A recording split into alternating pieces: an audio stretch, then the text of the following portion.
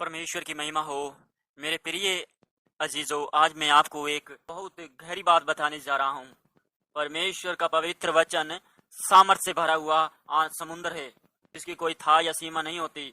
हम परमेश्वर के वचन से एक आयत के द्वारा भी अपना जीवन चमका सकते हैं। आज मनुष्य हवा से बातें करता है और हम जिससे बात करना चाहते हैं तो हमारी आवाज बात हवा में प्रवेश होकर उस व्यक्ति के पास पहुंच जाती है, चाहे सामने वाला व्यक्ति हजारों मील दूर क्यों न रहता हो। फोन के जरिए हम दूसरों से कम्युनिकेशन बनाते हैं, मतलब संपर्क करते हैं। ये मोबाइल फोन एक डिवाइस है। पवित्र परमेश्वर एक अल्फा और ओमेगा हैं। वे आदि और अंत हैं। जो उसका भय मानते हैं वे उसका पवित्र वचन समझ सकते हैं, और जो उसका भय मानते हैं वे बहुतायत से आशीष पाते हैं। हालेलुया। यह बात जो मैं आपको बता रहा हूँ, यह प्रैक्टिकल करके देखी हुई बात है। परमेश्वर की महिमा हो।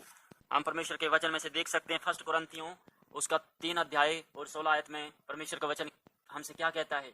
1 कुरिन्थियों यानी 1 कुरिन्थियों उसका 3 अध्याय का 16 आयत में इस प्रकार लिखा है, क्या तुम नहीं जानते कि तुम परमेश्वर का मंदिर हो और परमेश्वर का आत्मा तुम में वास करता है। इस वचन के द्वारा मैं और आप ये अंदाजा लगा सकते हैं कि अगर हमें आशीषों से भरा, खुशियों से भरा जीवन चाहिए और हमें उद्धार मिलना चाहिए, तो हमारे अंदर किसका आत्मा काम करता है। कि जो हमारा मंदिर है हमारे जीवन में, उस मंदिर में हमारे जीवन में कौन वास करता है, वो मंदिर का मालिक कौन है, हमने इस मंदिर पर किसको अपना हक दे रखा है। परमेश्वर की महिमा हो।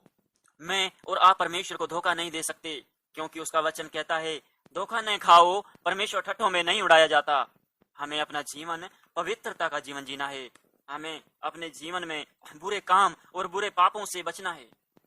हम एक ही बर्तन में मीठा जल और खारा जल नहीं रख सकते। मेरे प्रिय अजीजों, आज के इस वचन के द्वारा प्रभु यीशु मसीह आपको आशीष दे रहे हैं।